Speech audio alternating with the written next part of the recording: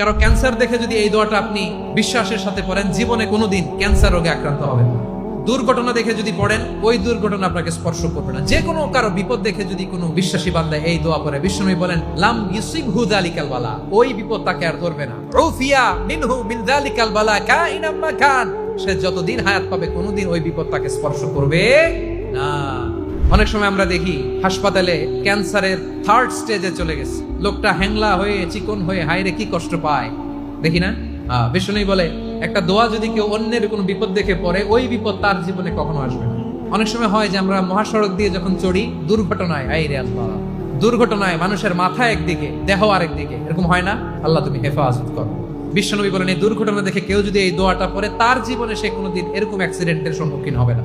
শুনবেন, বিশ্বনবী বলেন অন্যের বিপদ দেখে কেউ যদি পড়ে, আলহামদুলিল্লাহিল্লাযী আফানি মিম্মা বাতালাকা বিহি ওয়া ফাদ্দালানি আলা কাসীরিম মিম্মান খালাকা তাফদীলা, মানে প্রশংসা সে আল্লাহর, যে আল্লাহ তাআলা তোমাকে যেই জিনিস দিয়ে পরীক্ষা করেছে, আমাকে ওইটা থেকে বাঁচিয়ে দিয়েছে।